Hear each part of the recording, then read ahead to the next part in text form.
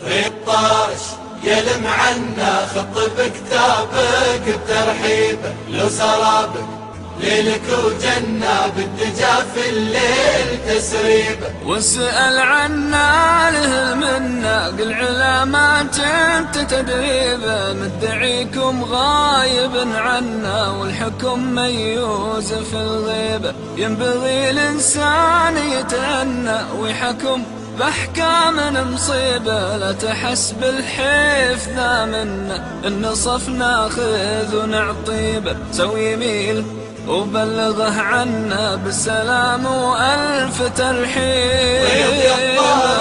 يلم عنا خط بكتابك بترحيبه لو سرابك ليلك وجنة بالدجا في الليل تسريبه ريض يا الطارش يلم عنا خط بكتابك بترحيبه لو سرابك ليلك وجنة بالدجا في الليل تسريبه بلغ المهموم ما تهنى سهل الليلة يهذيبه يشغله بالفكر والظن مكر وسواس ولا عيب حزن في قلبه مخاف انه دون ناس خايف تعيبه قول له اللي له المنة عالم بالجهر والغيبة يعلم بحالك ولكن ما يختبر عبده بالمصيبة. يلم عنا خط بكتابك بترحيبه لو سرابك ليلك وجنة بالدجا في الليل تسريبه يلم عنا خط بكتابك بترحيبه لو سرابك ليلك وجنة بالدجا في الليل تسريبه من بغى مثواه للجنة ما رضى بالنفس لتعيبه حد كل حيلة يتمنى وحد حلمه بيده هيبه واللي يقول يا رب آمنا ما يعرف الياس والريبة زاده القرآن والسنة وادعاه الداعي يجيبه طارشي ان تقول إن على العهد والوعد نوفي. يلم عنا خط بكتابك بترحيبه لو سرابك ليلك وجنة بالدجا في الليل تسريبه ريض يا الطارش يلم عنا خط بكتابك بترحيبه لو سرابك ليلك وجنة بالدجا في الليل تسريبه.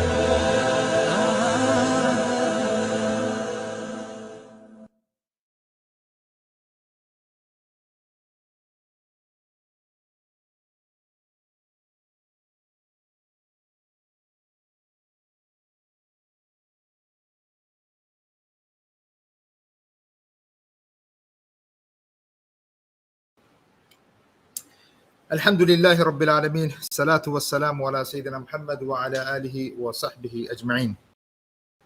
Dear brothers and sisters, Assalamu alaikum wa rahmatullahi ta'ala wa barakatuh. Welcome to Islamic OASIS Live.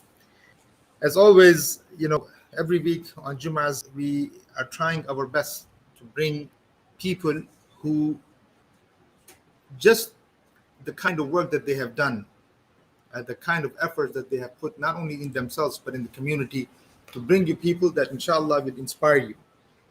Not only inspire you, but also to make you do things that you think is impossible to achieve. So inshallah we have today Brother Khalil Rasheed, Brother Khalil. Khalil, well, it's someone that I know for last probably over 20 years. And someone that I respect, someone that I look up to, someone that has, subhanallah, achieved so much in ways that one could not have imagined. Subhanallah, right? Just a little bit background before we get into it. I just want, because people really I want people to know what you can achieve in such a young age. Brother Khalil Rasheed has spent years speaking to audiences. That's something I've seen myself because I've been audience many times while he was speaking. From diverse backgrounds on topics of religion, politics, race, ethnic studies.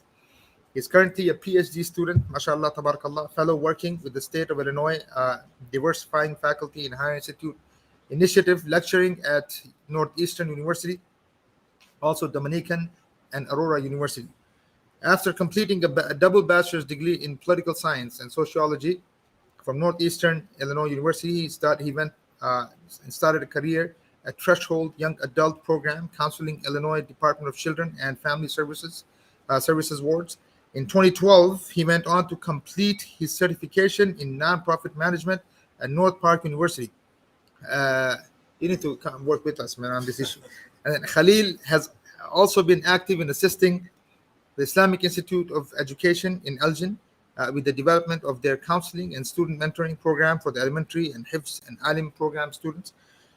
In addition to being a professional speaker, Khalil writes for several local publications such as The Shield and Chicago Monitor on various social and religious topics. It sits on the Young Professionals Committee at the Chicago Council of Global Affairs, with participating at various Islamic events throughout the United States. Khalil enjoys traveling the world, researching and engaging societies, particularly those of Asia, Africa, and the Middle East. He also volunteers his downtime with the Council of American and Islamic Relations and Englewood's Youth Society on the south side of Chicago. Brother Khalil, welcome. Barakallah, appreciate that beautiful introduction. Sheikh, well deserved. First of all, well deserved. MashaAllah, tabarakallah. Wallah, it's really it's proud to see brothers like you. Wallah, and with so much you have achieved, you inspire others, and to be able to inshallah do the same bi'Iznillah ta'ala. This is a lot of work, man. So how do you handle this? Bismillahir Rahmanir Rahim. Alhamdulillah wa salatu wa salam ala Rasulillah wa ala alihi wa sahbihi wa man wala. Rabbi ashrah li sadri wa yassir li amri wahlul 'uqdatan min lisani yafqahu qawli. Raditu billahi rabban wa bil islami dinan wa bi Muhammadin nabiyyan sallallahu alayhi wa sallam.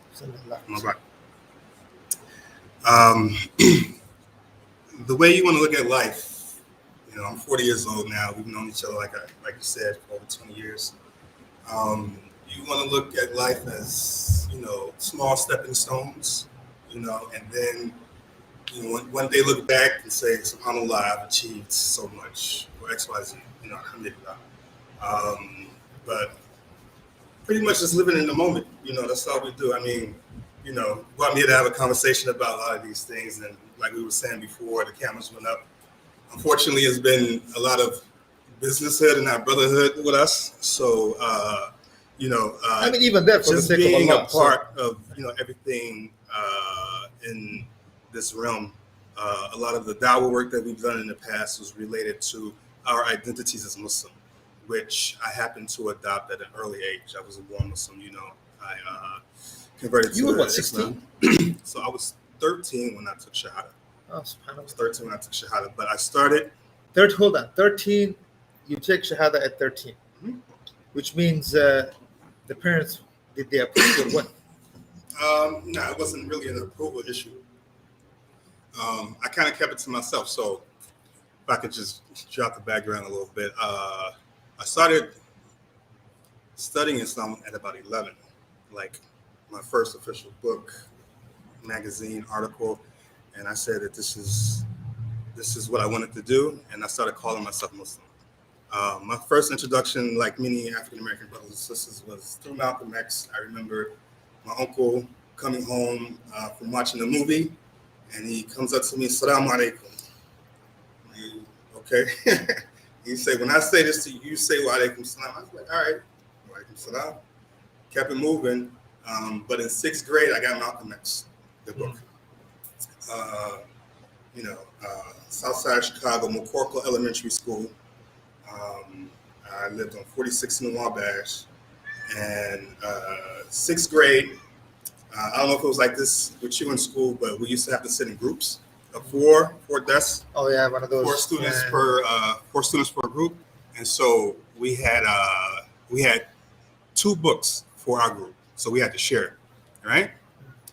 And I think something happened where I was like lacking on my assignments, my homework and my assignments, because amongst other reasons, the teacher had to call my mom up to the school. And I thought I was, I was in trouble. What I'm saying? That's when back in the day, the parents could come up to the school and, rough you up for not behaving or not being, doing what you're supposed They to were do. being parents. Yeah. They were being parents, Yeah. right? I got a couple of spankings in the bathroom, in my early days in childhood. So she came up to the school, and I'm like, sweating it. But she actually had a conversation with my teacher, and she was like, "Why aren't there enough books for the kids? This is the problem. You know what I'm saying? It's only a couple of books for the class, and obviously because of low funding or whatever, especially in the Black community, it's an issue." So I took the book and I didn't give it back. And You're talking about Malcolm X. Yeah, I took the book and I did give it back. So that kind of sparked my interest. I don't think I finished it, but really the movie, when it came out, it turned me on. I started researching, calling myself Muslim at the age of 11, and then a friend took me to the masjid at 13. He asked me, I was calling myself Muslim, and I had known him from around the neighborhood, and he asked me, he was like, "Where'd you take Shahada?" And I was like, "I didn't." So he took me to Imam Khalifa, or rahimahullah. When he was on Foster. He had the school and the Musalla over there on Foster, and he took me there. Crazy day.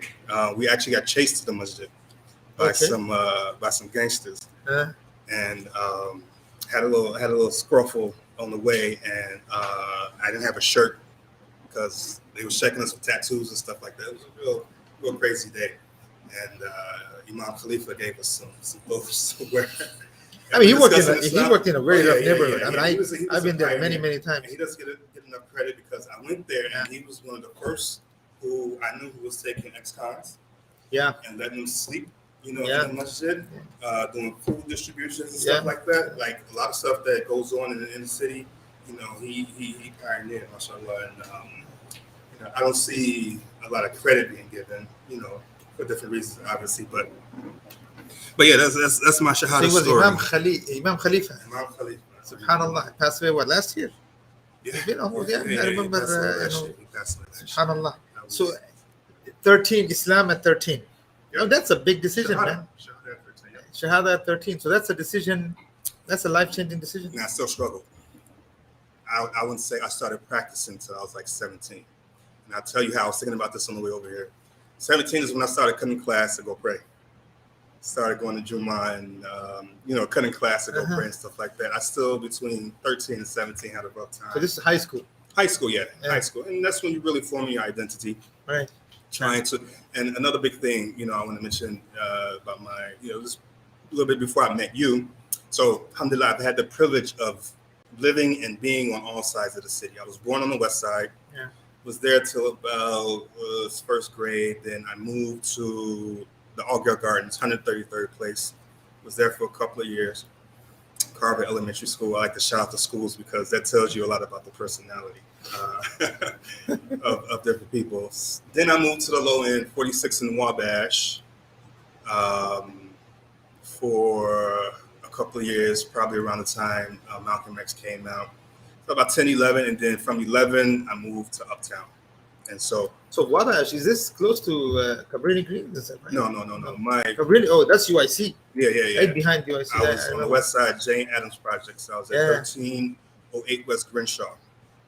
And so our projects, Jane Addams, it was actually kind of the same hub as Cabrini Green and some of the other projects over there. They all gone now, but that's my experience coming up.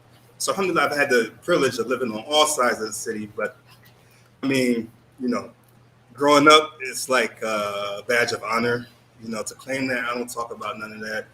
I talk about where I pay my taxes right now. Growing up, so let me ask you. I pay my taxes. I could give out my address, but Portage Park, we know what it is. That's where I pay my taxes. That's the only thing I'm claiming from now on. So what is the average age, let's say, African American youth growing up in this, that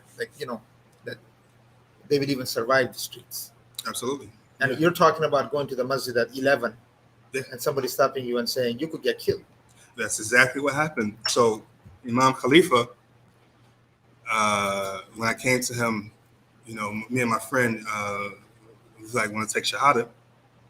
He was like, why don't you think about it? So he gave me a copy of the Quran. He gave Muhammad Yusuf Ali's translation. He passed away also in Medina University. Gave me this. He's like, I want you to read the introduction, and I want you to come back, maybe tomorrow, something like that. my boy was like, because we had just got chased.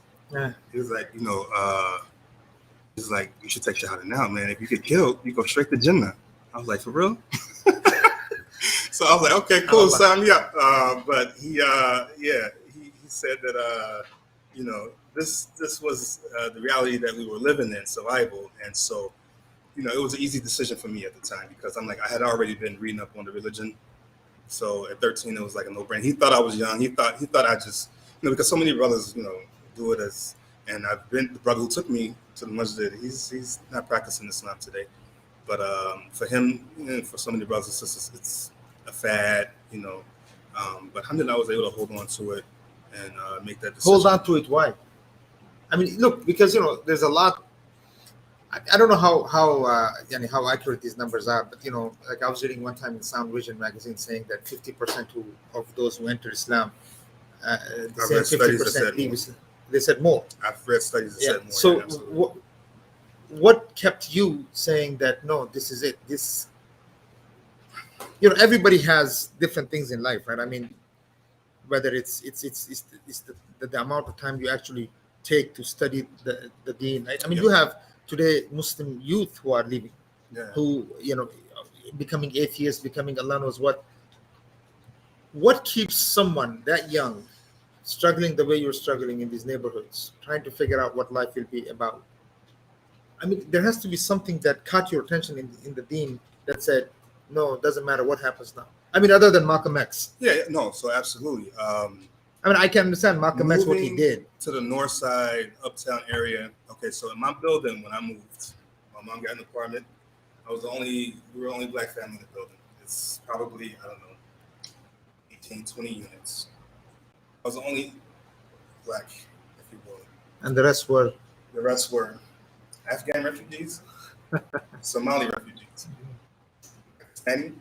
So you were already living overseas? I was. Okay. Sudani. I had the mini UN in my building. And I would, we would play basketball in the backyard and, play together, eat together. I had Liberian refugees. There were a lot of Liberian. I remember, sat down with them and listened to many stories about child soldiers in Liberia. They actually not only did they tell me those stories, they verified it because they had these tapes, VCR tapes.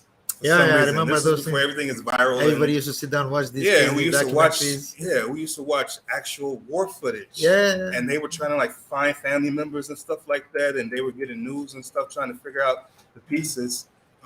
It was crazy. A lot of people from Sierra Leone also. Sierra Leone, I would hang out with these cats. The Liberians weren't Muslim, but everybody else was Muslim, and I had already that inclination. But I was pretty much taking everything in. You know what I'm saying? And observing the differences because there were the differences. And a lot of times, us on the outside looking into something, we can't figure out the nuances and the differences. But, I've had, several Pakistani families. Some were Shia, some were Ismaili, some were Ahmadi. I used to listen to the kids debate and argue their positions on their sects and their religion, which I thought was interesting. Coming from the same Quran, using the same Quranic evidence, and I'm talking about 12, 13, 14 years old, subhanAllah. And this is the mentality, because they just coming from back home. This is probably all they have. So I was able to absorb a lot of that. But we had to talk before the cameras went up about the difference between Ethiopia and Eritrea. Alhamdulillah, I'm able to know the differences because of the experience that I had. The exposure and experience. Exactly. So getting a different perspective is important, I believe. And like you said, it's not just Malcolm X. Because after his book, I read Khomeini's work. I had a white friend who he was kind of a nerd, and he's even at nerds are good. Yeah. But he gave me some work that Imam Khomeini did about his revolution in Iran, and half of the book was just a section on the meaning of Bismillah. You know what I'm saying? And I think this book is still out here. I don't know. I've been looking for that publication for a while, but I was able to get different perspectives. And so you're reading. So this tells me you're reading a lot of books. Oh yeah, I've always been. Okay, so how important? Let me just, because I have a lot to ask, but just from the discussion we just had in a few minutes. But so, reading books, how important was reading books, and in the way you've been developed, And your relationship, it was important to me with books. It was important to me. Not always important to everybody. I gotta give a shout out to my grandmother because she used to read the newspaper every day and got several publications. I don't know. She didn't spend a lot of money on it, but she was able to get, all the Chicago Sun-Times, Tribune, whatever. And so I used to obviously start with the comics and the funny papers, but reading was also very important in my family and, in my circle. You know what I'm saying? So that's why, my mom, she had to come up to the school and find out, why is there a shortage of books? It's Yeah, important. that's interesting. So Somebody how many mothers? why? Yeah. How many mothers what I'm saying do that? Yeah. I thought I was in trouble, I was slacking, but my mom, she knew what the issue was. Obviously, we're in a poor neighborhood. The school's underfunded. This is the problem. The problem isn't me wanting to lack on. So let me ask you the underfunding. So books are important. You're reading books. You're grabbing books. You're. Let me ask you this. So the inner city. How important is the issue of underfunding, and especially because you actually work in these neighborhoods, right? I mean, you're giving advice. You're an advisor on some of these boards. Yeah. You're working with the youth, especially in this area. This is a crazy area. I mean, Englewood is like a hotbed of everything that happens, right? And I've been there too. I used to go and deliver. You know what I'm saying? So I know. I mean, how crazy that neighborhood is. And then you are. I mean, is this by design, underfunding neighborhoods, underfunding and making sure they don't have enough, that people are fighting over a book? By design, yes. Now, how much is it by design and how much is it the people themselves? Oh, well, that's actually a very good question. How much is it by design? How much is it the people themselves? I would say since the days of slavery, all the structural, institutional racism is obviously by design. Now we have to understand the history of, Blacks in America and the different developments or lack of developments that has happened and understand what the reality on the ground is in 2021. So today, you can say, yes, there have been structural issues put in place that's been there since the founding of Chicago, since the makeup of Chicago, since the expansion of Chicago. And just being the divided city. Just being a divided city. And how much is it on the people themselves? I am the type of person who, who advocates for full accountability. So, a lot of times, so if you take, for example, right now, the reparations issue, right? You know what I'm saying? Right. It's big. It's big. Yeah. I'm not a big fan. I got yelled at for an hour for saying, no, they just work hard. That's my mentality, though. Right. But at the same time, I understand somebody who feel like that, hey, we have rights. We have rights, not only rights, but Blacks in the United States, we created capitalism. Blacks in the United States created capitalism before the American Revolution. Before the American Revolution, the United States was probably the world's second or third largest economy. After the revolution and slavery, we surpassed it. Why? Because of slavery. And that's so many the people reality. Joined the population, rejoined, or work in the population. The issue of cotton. I'm talking about free labor. Right. Free labor on the backs of Black people is the reason why the United States exists today. And it's not a north-south issue because if they would have had, if slavery would have been, applicable in the North, they would have had slaves in the North as well. You see what I'm saying? So, and to get the free labor for industrialization. Yes, absolutely. And I mean, Emancipation Proclamation. This was I heard one time somebody telling me that, look, even the issue of slavery was that they just wanted cheap way of industrializing or developing the North, and that's why Lincoln was pushing. That's part of it. For even. Yes, that's part of it. But I mean, on the internet, if you think about things globally on the international scale, cotton became the number one commodity, tradable commodity in the world. Cotton, and the cotton from Mississippi, Alabama, the Delta area was the finest cotton in the world. Yeah. And so that's off the backs of slaves. So we created capitalism. And so if you want to fight for reparations, I kind of like, I understand, but I'm like you with the mentality. No, I'm not saying I'm not saying don't ask for it. A handout and reparations is two different things. That's what and I'm saying. Reparations look different in different ways. And this is some of the critique I have of you. We've had this conversation in the past. Not that I have any rights to talk about. No. Do people deserve? No, I'm not talking about that. But everything, what you do, I've been following what you've been doing for a while, and what I'm saying, I support it as much as I can. Exactly. And I'm seeing a lot of different models, and I love your model, but I firmly believe that charity, and I know you do more than charity, but you can never liberate a people from charity alone. Of course. And so my mentality with reparations and giving handouts is, it's a little bit different. I talked to some African American scholars and do some work on that issue, and we have some differences, but it's okay. And I don't necessarily go against it, but I think coming from our Islamic perspective and Islamic identity, Malcolm X, the Honorable Elijah Muhammad, they preach independence. They preach, the black man and woman getting off on their own 2 feet. Look, right on this thing. This is a very important question, and I think you're the right person to even ask this question too.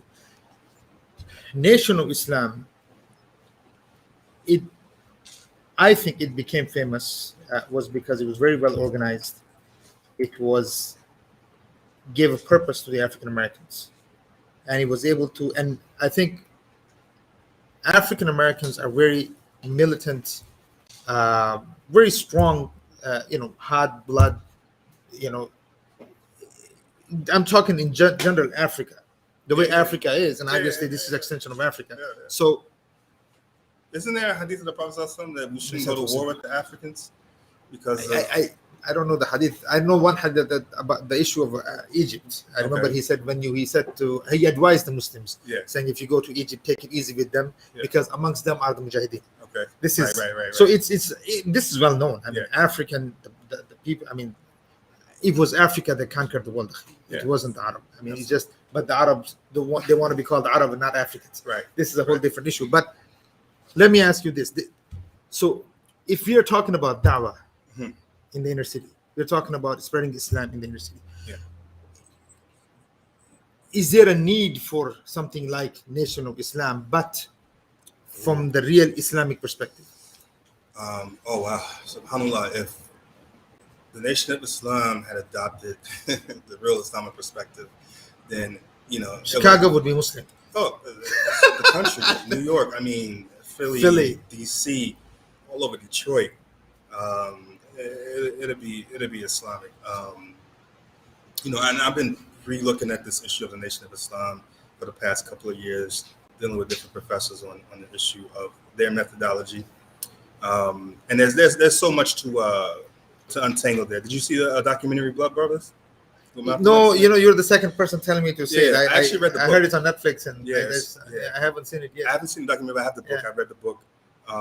And so you've read the book, no? I don't know. Isra, have you read Blood Brothers? It came out a few years ago. It's a very good read. And a look. So a lot of the information the CIA classified, FBI classified documents and stuff like that. I'm not sure what the director did for the movie, but we see that there was structural and systematic effort to stop the spread of Islam. Even though the Honorable Elijah Muhammad, he had his agenda. And the Fruit of Islam, they kind of ran things like a mafia in the mosque. And so, unfortunately, Malcolm X, caught the brunt of it with his assassination. But absolutely, America, if they had adopted, and we don't know what that looks like because adopting Islam is not necessarily it's not a promise for material gain or material wealth. You know what I'm saying? And I know where you're going with the question. No, I'm just saying it would have given them maybe an ideological structure. That's exactly. You use the keyword ideological. Yeah. Ideological. I believe that a lot of the changes, the cosmetic things that have happened throughout the history of African Americans is what it is, cosmetic. In order for blacks in general to really be successful, there has to be ideological change. You know what I'm saying? Not necessarily, cosmetics. That's what you're cosmetics. talking about, the reparations and all this. Yeah. Reparations is another. No, I understood when you were saying that, and I'm 100% with you on that. There has to be ideological change, Yes. ideological mental shift, a whole paradigm shift that needs to happen Absolutely. in order for people to adapt something fully and go with it. Yeah. I mean, if there is no idea behind the change, there is no change. Absolutely. So I agree with you on this. But so what I'm saying today, right? Today, looking at, is it possible that there could be a movement such as this again emerging in the African American scene? Allahu Alam. I mean, Allah knows best. Where an Islamic movement could take off, how it would take off. We know the hadith. Al-Islamu gharibun. You say Urdu gharibun, right? When it comes as a stranger, you know what I'm saying? And it's always a strange thing that happens. So I always think about it in that light, that, generally when somebody asks me about change in America, I don't think anybody gets things done in the United States better than white women. White woman. White liberal women. Okay, that's new. I thought grandmas do, but hey, that's a different question. But if you want to get something done, a push, you know what I'm saying, or a change, white women have provided the model for that. You see what I'm saying?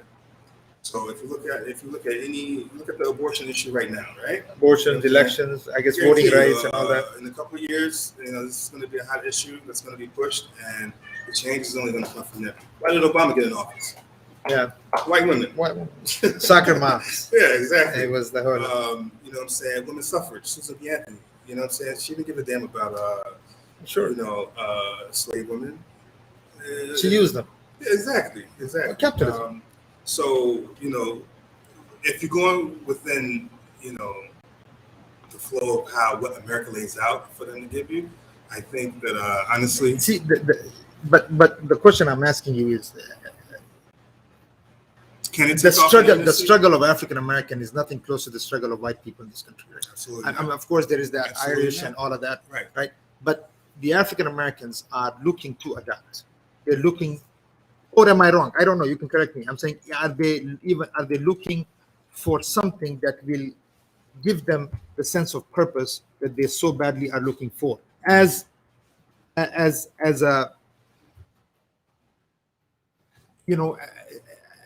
African American, you understand, as an identity. Yeah. Do you think that that's something that could happen? That in this times where we have all this craziness going on with the cops going crazy and all of this nonsense. Yeah. Black Lives Matter and all of this. Can something emerge, or you don't think right now we're ready for African American? Right now we're ready. I think first of all you have to understand that African Americans, blacks, is not a monolith. You see what I'm saying? We are very different across the country, inner city, rural, East Coast, West Coast, down south. You can see the demographics of the city. You see there's different blacks. Of course. I consider myself a North Sider, but I understand. We happy with biryani here. That's what it is. Yeah, I love the biryani. But you are married to Indian, aren't you? Yeah, so it has to be biryani. That's what I'm saying. You don't have a choice. But yeah, I mean, so we're such a monolith. And to be honest with you, I had this discussion about going back to Malcolm X and why, why blacks didn't pick up the mantle after after he was assassinated. And there was another really important question. And is it possible today?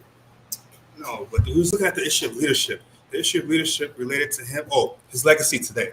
So now his birthday, and it's being observed in different ways. But it's still like, and this is what I don't know if people outside the black race understand or not. But black man, woman, in general, is the mascot of the U.S. And we were talking about how Malcolm X was, pretty much made a caricature of Islam and the movement. So not the religion of Islam, but as a movement, as a model. For change. I mean, my story is nothing compared to what he went through, obviously. And if anybody, the topic of the discussion is change yourself, change your community. If you want to look at how Islam changes you, anybody can read that book. And he makes it so simple for you to read that book and say, hey, ideological change. I can change even though under the wrong aqidah with Elijah Muhammad, but he's, alhamdulillah, came to Islam. But if you're looking for a model for change, that's it on the individual level. And he tried to implement so many things on the community and social level. Why didn't we take up that mantle? Unfortunately, because, that's not what we're here to do. And, he was working in the era of U.S. history. Civil rights, was a thing.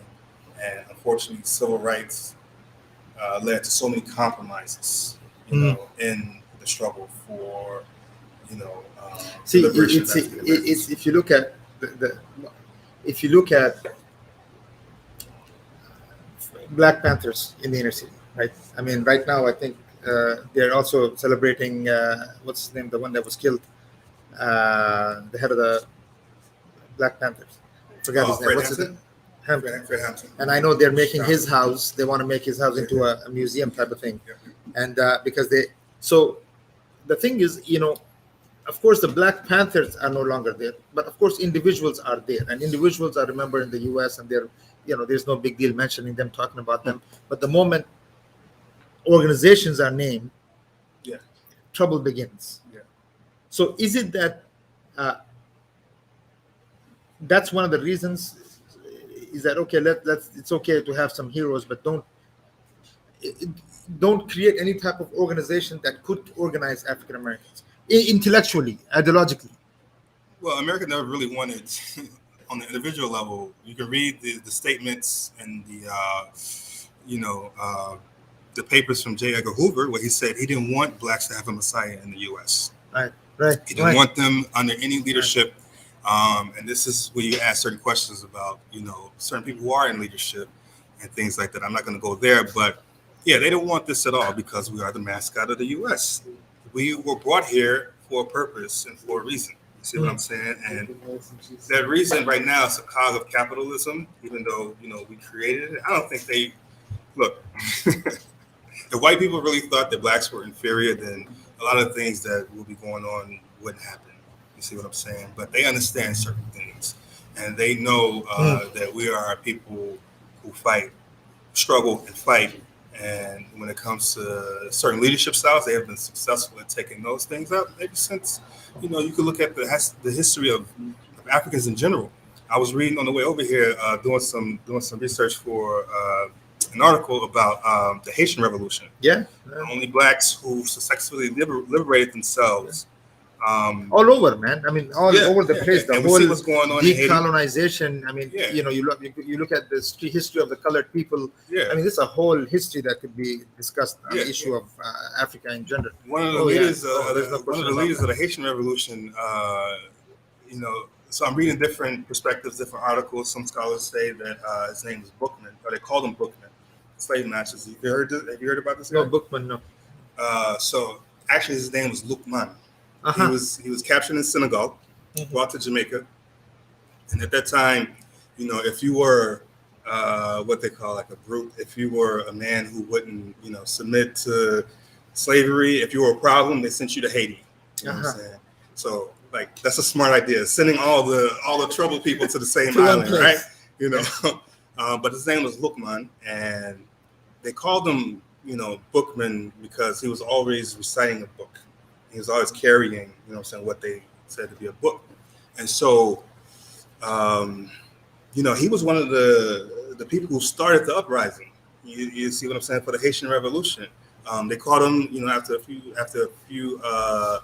incidences, they had to cut off his head and show him to the French people. This is how serious, it was. They had to show his head to the French government to make sure they had, took care of him. But the revolution was still successful. You see what I'm saying? Excuse me. Now, he was obviously, according to the stuff that I'm researching into, voodoo and other type of stuff, supposedly, but he was, Muslim. And, the ideology that possessed him. He's reciting something, what, a book, Quran. Right. It was the Quran that he was always reciting. But, the issue was that, you can't enslave a certain type of mentality. You see what I'm saying? So over the years, they have been, and then all the structural racism and all this structural problems that exist with our institutions, with our education system, they have been successful at dumbing out and or either putting personalities that they think will serve their interests. All this is a historical fact. So, it takes a certain type of leadership, and I think obviously we as Muslims, we know Islam to be that type of leadership. So let me ask you a little bit more about. Okay, here's the thing. What you deal with. So how many masajid do you go to and speak about these issues? Oh, speak about these issues? No. None of them, is it? About these issues? About these issues. And let me give you a reason why I'm asking, so you can. So you know me pre 9/11, right? Yeah. You knew me before 9/11. You know a lot has changed. Oh yeah. A lot has changed. Some didn't never change. But here's the thing. Never changed. But here's the thing. Massages, they operate very. No. Oh yeah. Of course, I'm not. But see, what I'm saying is that look. In Chicago. In Chicago, yeah, everywhere people. I mean, around the world, not just Chicago. Everywhere in the world, people. The reason I'm asking you this is that look, you have, and I always ask this question, especially to African American brothers who are involved in the community and all of that, and they're doing so much work. It's just that, do you think that the Muslims here in general are investing enough in the inner city? Do they see a future? Can they see a strategy that you have such a huge amount of, and look. And I said this last time, and I'll say it again. I think for the Muslims, it's the African American brothers who are the backbone of Islam here. There is no question about that. I don't think there is anyone that can argue with me on that. It's not possible. It's not possible. Is it that people don't recognize that, or they don't want to recognize that because there will be shift of leadership? Mm-hmm. Or is it that they haven't recognized and they don't see why investment in the inner city is such a huge deal, while they're investing, $4, $5, $6, $12, $15 million per masjid? You have a chandelier that costs $2 million. I mean, $2 million, you can build 2, 4, 5, 6 masajid in the inner city. Right. So give me what you think about this, from the idea that people, and it's a loaded question, but yeah, I think you're the person to answer it. Well, you say that the African Americans are the backbone. We are the backbone of, I would say the Islamic identity, but you really have to understand, what we're dealing with here. So we're talking about structure and institution. The community, this is the topic of the discussion. We got to understand the different dynamics that exist. Okay.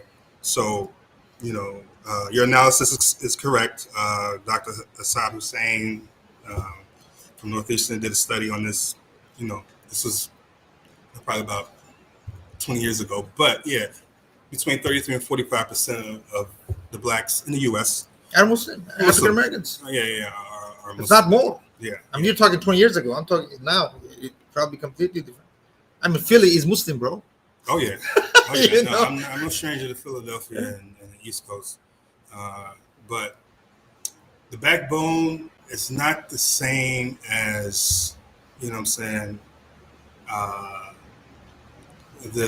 money and the resources required to keep people attached to their institutions, their community organizations, and we're lacking in that perspective.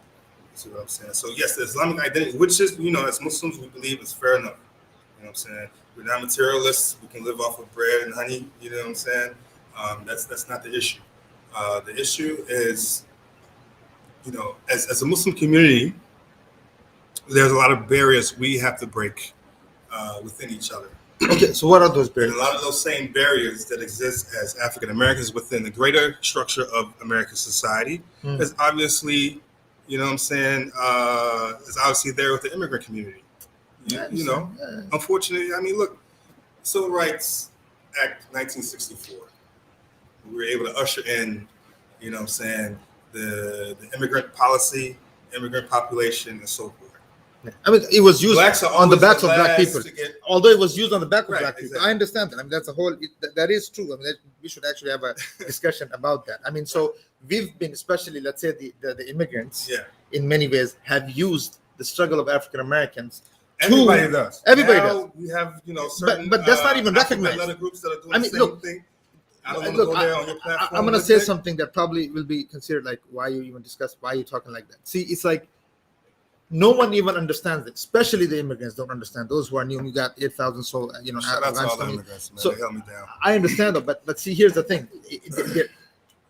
they use that. They're using the backs of African Americans. What happened at that time? You're talking about the '64 civil rights issue. Now you have all of these immigrants that are coming in here, but how many of them actually understand and recognize that this is actually what happened, and that their struggle is the reason why you're here? Number one, and number two. The first thing the immigrants are told when they come here is go everywhere except the inner city. Absolutely. Don't mess with the. Don't go there. So unless you open up your store and your business and bitch, you're selling alcohol. Yeah. So you got some nice wigs. So where's the gap, man? I mean, why is that there? And do we, as Muslim, let's say immigrants, do we fall into that even more, or do we actually say, hold on, no, that's wrong? No. So first, it's education. Obviously, you as an immigrant community, you know what I'm saying, you come in here for a reason. You come in here to get away from whatever situation you get away from. I had been following posts, and I see a lot of discussion on, why they letting so many Afghan refugees in, but not the Haitians. It's true. Is it the Afghans' fault? Not necessarily. It's the structure that exists within the context of American society. It's the policy. The policy is different. See what I'm saying? We're going to let these Afghan refugees in because we, obviously, for broader international implications, we're doing what we're doing in Afghanistan. But Haiti's always been Haiti since Brooklyn. Yes. You see what I'm saying? So we have to deal with them. Yes. We have to deal with them a certain way. You had an immigrant population that's not going to get educated on that, obviously.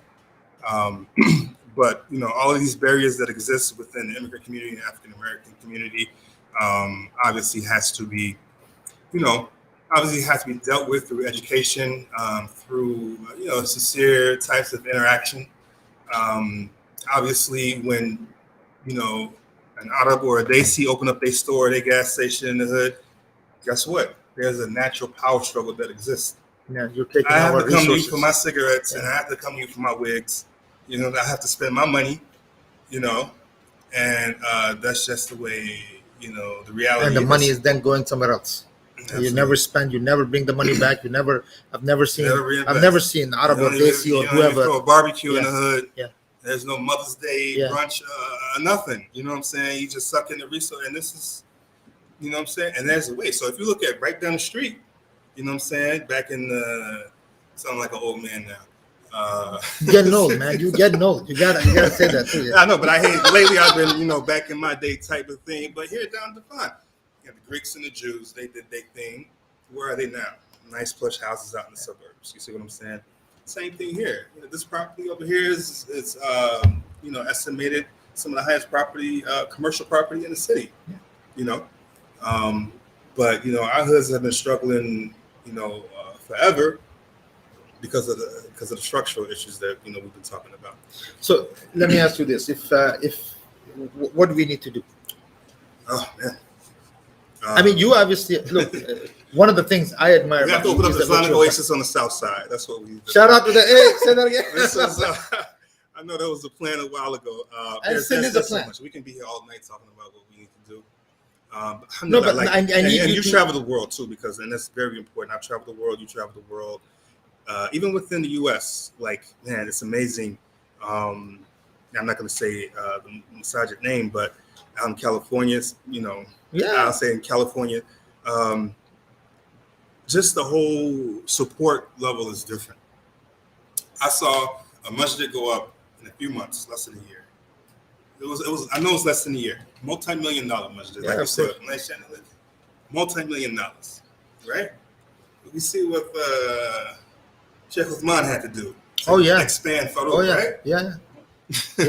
There's no comparison. There's no comparison. He had to travel all over the world. I'll give you. Here's the thing, though. So this is what I'm saying. Look, I remember going with Sheikh Usman. I went to. I don't want to mention the masjid either, but I was taking him around one time, saying that look, we need to. This was pre Farouk. We were even trying to establish Farouk at the time. So I remember one time we went to a place and we were just asking the brothers to give us a chance to do a fundraising. The director of the masjid didn't even stand to shake the hand of Sheikh Usman. Okay, and I remember Sheikh Usman walking out. We were just walking out, even though Sheikh Usman is a scholar. His Arabic, it's something else. His his background and he's a scholar. Yeah. I remember him walking out of that place saying that, Brother Shirazi, let me tell you what it is, man, is this. I will never forget that. He just said, this is what it is. This is what it is. Yeah. Right? And see, that kind of nonsense has just destroyed the kind of potential that city has. Yeah. Right? And it's happening within Muslims. Yeah. So what do we do? I mean, see, that's one thing. There's another time, it was again Sheikh Usman. We went to another place. And here's the thing. That one, although it was rude, but it made sense. He said something to me. I remember we were in New Jersey. Me and him were traveling, actually raising money for Masjid Farouk. So we went there and then we were talking. So this guy said something. You know what he said? He said, the African Americans need to stand up for themselves, though. We don't hear enough. He's right. Although he was kind of like, why do we always have to raise funds for you? Right. You guys got to do something, right? Do you think the African Americans are doing enough? Oh, I would tell you no. No. Talk a little bit about the Muslim community or in the general? In general. No, I mean, look, we're dealing with all the structural racism that exists. You can talk both. I'm not Muslim community in particular, and also. Yeah, but I'm not the type of person that make excuses for myself. I understand. My people, and like we've already discussed. We are Muslims. Forget that we're people, my people. Lift yourself up by your bootstraps type of individual. As long, alhamdulillah, like I have my faculties, my mind, my physical. Last year I was in a rehab facility in the hospital with my mom going through her thing, and you cannot, subhanAllah, as a Muslim, you can't, there's no surrender. You can't take for granted. You got to keep fighting. You got to keep up the work. But I'm not the one to make excuses. But I am a realist, and I will acknowledge the different barriers that exist. You see what I'm saying? I've had some of the same experiences and some of the same massages as you and Sheikh Uthman, dealing with, just trying to get in the door.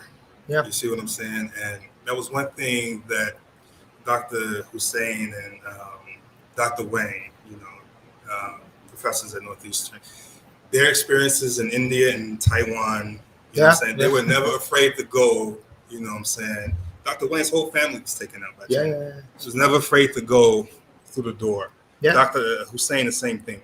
And I say this because I know you're an international traveler. Even me as an individual, I come through the door. I had a situation a couple of years ago, pre-pandemic. I'm just trying, actually I was pulled in to the masjid for something, a convert support, type of thing. And they were asking me about how to help converts and Muslims who are struggling with the Islamic identity. And kind of doing like what we're doing, just discussing, my experience and stuff like that. The Imam of the masjid was on Umrah, and he was doing it, a little bit before he left for Umrah. And so, they were trying to basically, turn things around or whatever. I asked the board, because the board members came to me. I was like, how many converts in the convert support group? There were none. I was like, okay, so this is the issue. You know what I'm saying? This is the issue. They don't even understand what they're dealing with. Exactly. But they have people coming in the masjid, every Friday, there's a shahada. You know what I'm saying? And this is out in the vanilla suburb. I'm not going to mention the name. Vanilla suburb, you mentioned. This is Chicago. We have many vanilla suburbs. So I'm like, all right, this is not even my area. I had to drive an hour and some change to get there, right? But my people on the south side, my mom's Calumet City, or whatever, kind of narrowing it down for you. But this is what I had to do. And I said, okay, I'll pop in, and whenever you guys had, these convert support things, try to get things going. And some of the board members and the Sheikh came back from Umrah, and this was a couple of weeks started to pick things up. You know what I'm saying? Started developing programs, even we planned a picnic and we executed it. Sheikh comes back, a couple of board members come back. They don't know me. I'm not from the community. I can't have meetings. Oh wow! And then but whole this thing is your just falls people. apart. This is your people. You know what I'm saying? So we tried to do some things outside. We had our barbecue. The masjid, for some reason, never, really did anything like that. And then they went right behind us and did one the next week, trying to follow up, whatever. But, I'm like, this is the problem that exists, within the community. Like, we can't operate like this. You know what I'm saying? This is not. So barriers, when you talk about barriers, there's a color barrier. There's a problem with money. Social is that barrier? financial? Is it social barrier? What does that mean? Well, I'm seeing that a lot of, because we've been around the block for a while. I'm seeing that a lot of and there's a lot of masjids, mashallah, expanding, developing beautiful places and beautiful settings, beautiful neighborhoods. That's also dealing with a lot of structural issues. But having the right understanding of what a community is and the relationship of a community, is important. And we as Muslims, this is embedded in our Aqidah, right? We hear and we recite the ayah all the time, right? The conditions of that, ta'muruna bil ma'ruf, right? For engaging in what is good and forbidding the evil. And an issue like that, kicking somebody out the masjid, and I've been kicked out the masjid for other reasons as well.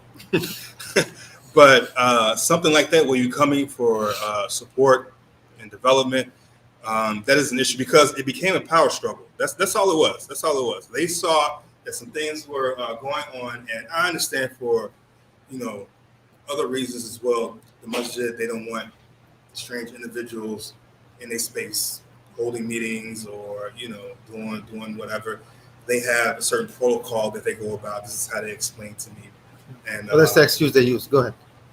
They had their own convert support, and I think it was some of the board members were Alpha Omega. Other board members were there trying to help some of the converts and their problems and their issues. I just stopped in there one day for Asr, and they said, "Hey, why don't you, join us?" And me being me, I'm like, "Cool, how many converts on the board? How many converts on this committee? None. Okay, well, this is what we need to do." You know what I'm saying? You're dealing with a lot of, and it was actually white people, coming into the masjid, making shahada, but they are also bringing in problems. You know what I'm saying? They bring in family problems.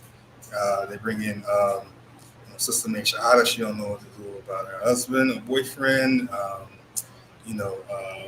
Drug problems.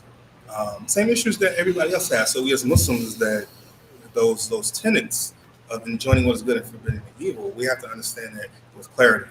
If we did, then that wouldn't have happened. So lack of knowledge is playing a huge. Absolutely. There is a question. I know everybody's asking me to ask the questions. To subscribe. Yeah. Also, please, brothers and sisters, subscribe. I know. I'm so much into the conversation.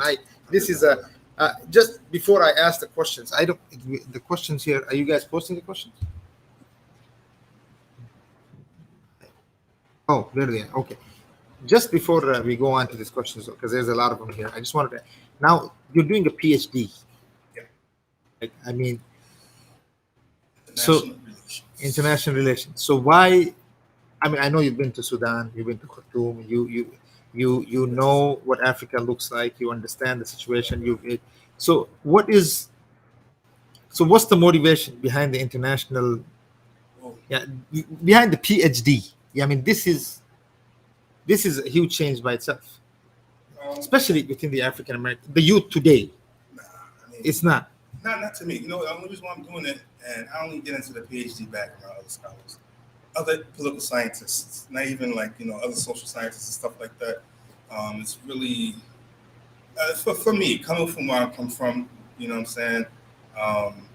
Nobody cares about these titles. I'm still, sent you the picture, and I came in a hood. No, I understand. I got you on that one. You don't even have to go. But I know you. But the thing is,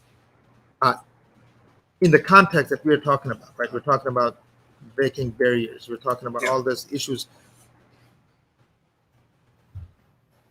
it's a big achievement. No doubt, no doubt. It's an achievement. How, and as a Muslim, as a black man, as so what's the motivation Motivation. with what you have achieved? MashaAllah, may Allah give I you more. mean, the motivation has always been attributed to Islam and bettering myself as an individual. The title of the thing is Change Yourself, Change Your Community. I mean, a lot of people may question what I'm doing, all the international stuff. But I love people worldwide. Like we talked about how I grew up, how I came up around everybody. The mentality is different. And I'm not as crazy as you are going into Syria. And then we gotta talk about that one. You still gotta talk about that. They do need some political scientists, especially PhDs. There's some places. Governance is an issue. That's a discussion we have to have. But go on. There's some places, I wouldn't go. But like Dr. Assad and Dr. Wayne, I'm not afraid to go through those doors. I was a little bit hesitant, when I first picked up Islamic literature. I remember being at MCC and the foyer and standing there for like maybe half an hour because I didn't want to go into the Masala area, but I was just getting information and stuff like that. And I'm like, I'm so shook to go through these doors. But alhamdulillah, I was able to get over that. This was before I took Shahada. I remember taking the bus, finding out about different things. But you can't be afraid to go through any of these doors. And I think me as an African-American black person living here in the U.S., growing up where I came from, being in a city like this, segregated, man, when I was in high school and junior high, you can go 2 blocks. I got chased to the masjid. That's what I'm saying. Chased to the masjid. Yeah. So, coming up as a kid in that situation, you develop this, you develop these barriers, these mental barriers. And I, with my experience, I just tried to break all those down. You see what I'm saying? There's a lot, man. You don't understand how much how many questions I have. Last time. I have a lot. So this is not the last time, and hopefully we're gonna have a lot of discussions. So I gotta have this questions here because we gotta talk about Sudan and the whole thing. But here's the thing. So it says, when did you tell your parents that you took Shahada? I never really broke it down to my parents. Shahada. I think.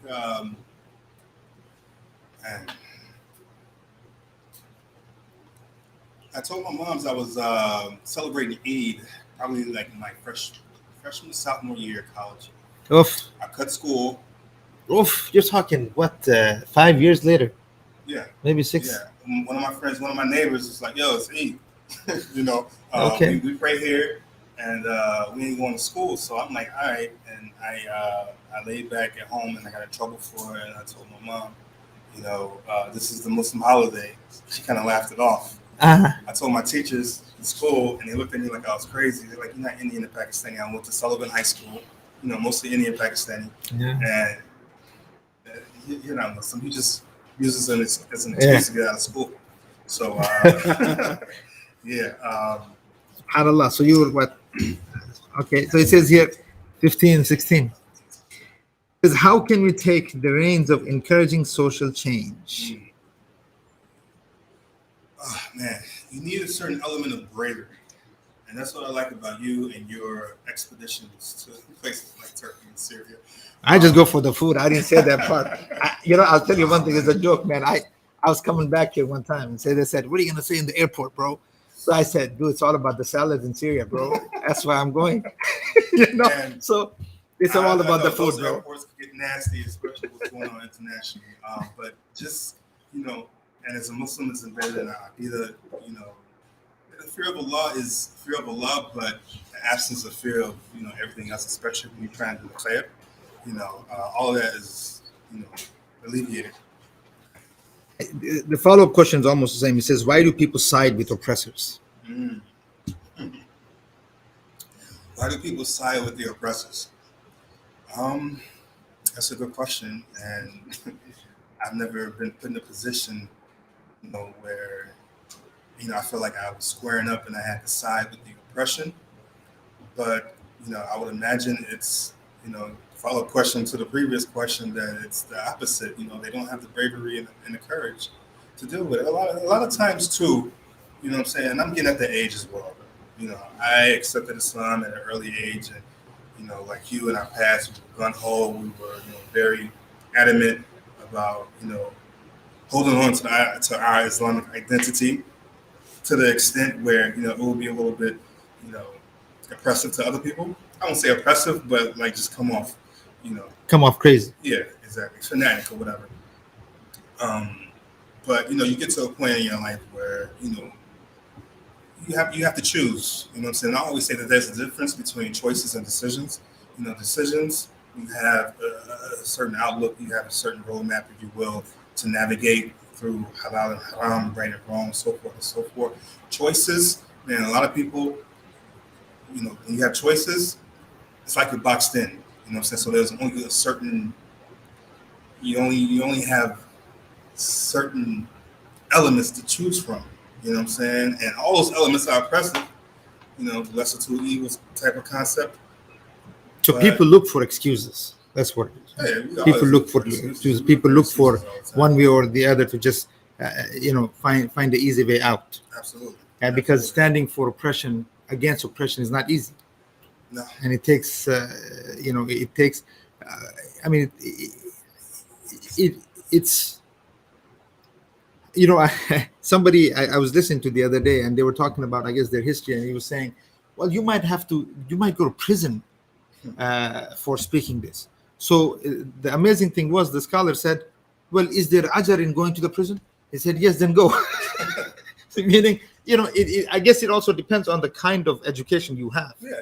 And right? I mean, you read Malcolm X to be the kind of person you are. I mean, it motivated you to take a stand, such as taking Islam. Oh, yeah. Right. So you needed somebody like that and say, that's a man. That's a man. And that's, I think, what it is. It's your environment that you are in. 100%. If you are in an environment of brave people, you become brave. 100%. Right?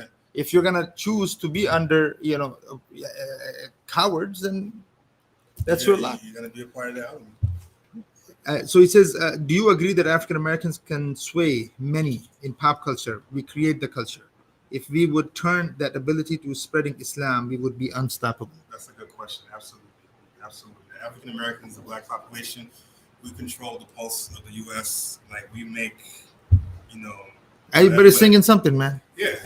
The only export the U.S. has is its culture. Yeah. Music, entertainment, movies, blah, blah. And whatever blacks do, we make it hot, we make it relevant, we make it an issue. So if we were to adapt Islam, that's 100%. That's a beautiful question. He says, do you think your perspective is like this because you have traveled? You guys mentioned that African Americans are the backbone of Islam in the States. Unfortunately, the backbone of Islam in America is extremely underfunded and lacking resources. Brother Khalil, if someone were to give you a blank check, what would you do with it? You would give it to Islamic Oasis. I'm just what would be the short-term and long-term goals you would look to achieve? I know it's I'm going to the Gucci store, man, just like my other people. So, no. Then you can't have go to the come. Gucci store. Oh man, wow. You know, we've had a lot of leaders throughout the history who set, you know, the bar. You know, not just Malcolm X. Martin Luther King was also a very, you know, pivotal individual in the history of, you know, blacks in the U.S. And I say that because I want to mention something we were talking about earlier, because, you know, he put it all on the line. Also, he went to jail. If you got a Nobel Peace Prize, you know what I'm saying, for your work, you know, what would you do? They usually don't. I know. Like the joke goes, what's the joke on Nobel Peace Prize? I guess it usually goes to Henry Kissinger. Right. So we're not going to be in. But Martin Luther King, he gave it away, and he pretty much died with hardly anything. I mean, now you have his foundation and his family and stuff like they straight. But like this is the sign of true leadership, because when you sow the seeds, you never know when you're doing something how it's going to become legendary. You know what I'm saying? And we had this in our Aqidah because the Prophet ﷺ, you know, he did so much to establish Islam, right? Do you think he would imagine we would have the resources, human resources, and also material resources that we as Muslims have today? I mean, Allahu A'lam, like what his perception was. But you never know what you're going to, you know what I'm saying, have in terms of a legendary status if you just plant the seeds. And so, me as a Muslim, to answer the question, like, I don't worry about, all the material stuff. I know as a Muslim, I'm obligated by certain things. I'll leave it at that. So here it says your comment. You aren't going to change anything if you aren't waking up for Fajr. And then what does it take to start an Islamist movement in America? That itself we'll have a discussion on one day. But for this, you aren't going to change anything if you aren't waking up for Fajr. I mean, why do people say that? Honestly, I think that's just something that, that's just something that certain people hold on to. And I'm not going to say unfortunately, but look, if this what works for you, and if this is what helps you establish your identity as a Muslim, Fajr is obviously a Fajr, right? Like all the other Fajr. No, usually people, here's the thing, goes back to education, right. You know what I'm saying? But, sometimes people take certain things and that's all they have to hold on to. And, you got to let it rock. You hear what I'm saying? Like, if all you had was your charity work and this is what you felt like made you relevant, you know what I'm saying? That's a problem. Why is that a problem? For me. I mean, look, no, it's not. It's not the issue. Are you interviewing me right now? Is that what's going on? Why not? This is Islamic Oasis. We're supposed to. No. Look, Brother Khalil, it was never a charity. Right? I mean, it was. I mean, I understand what you mean, but no. Here's the thing. So, we always use tools, right? There are always tools that are given in order to bring something in front of the people. Sometimes it's just a dinner. You have a dinner. You have programs like this. You use the tools, internet, things like this, in order to get an idea across to people, right? Yeah. The Prophet used to say, cut the kharuf. He used to say, Ya Ali, cut the kharuf and invite the people, right? Because people like to eat. People add themselves when they're eating. Okay. Yeah. So we use tools. Yes. I guess I know we have 5 minutes. Here's the thing. I know we've been everybody's saying 5 minutes, but it's more of what you achieve with your work. Absolutely. Right? I mean, like you said in the beginning, okay, charity work is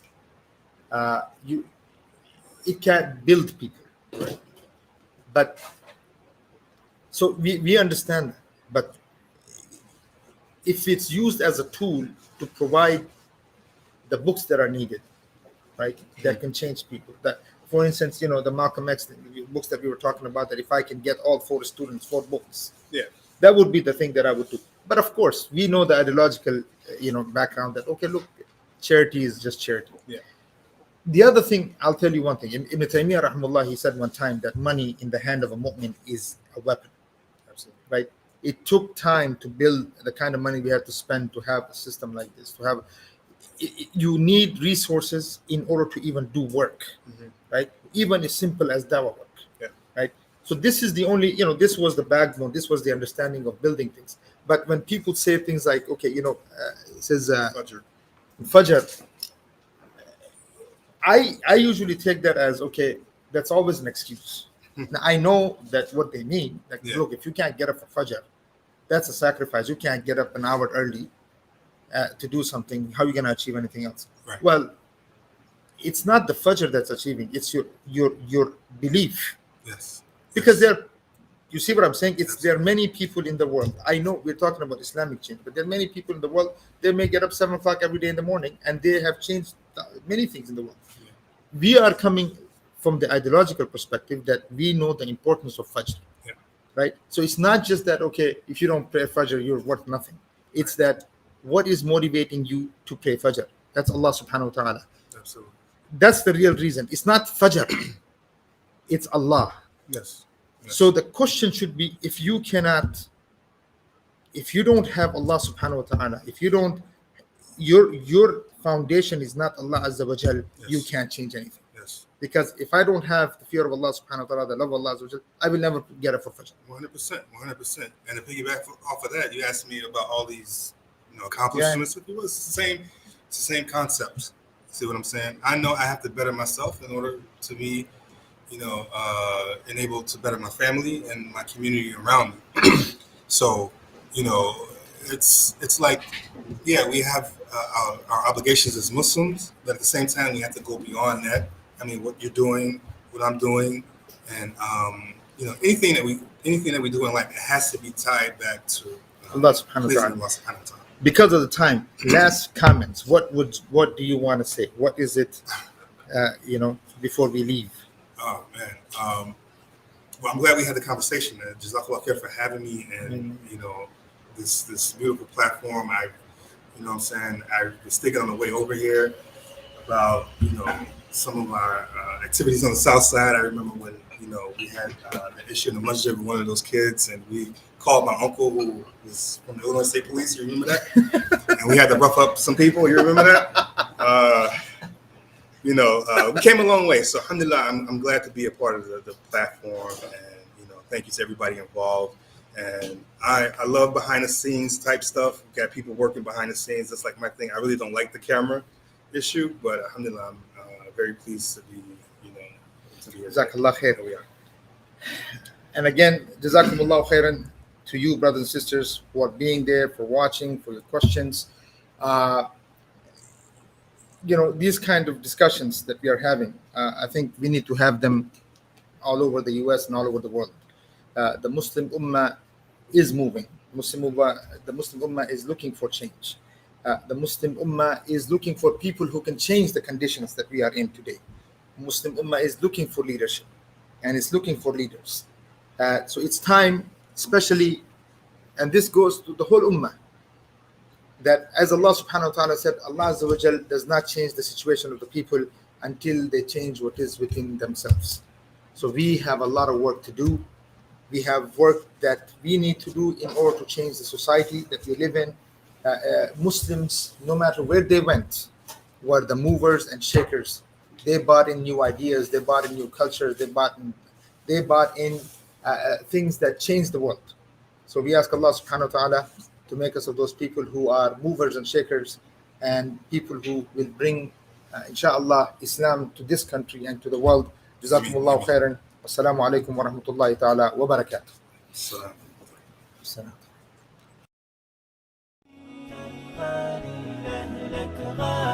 وانت الغالي لك غالي قسما تحريرك في البال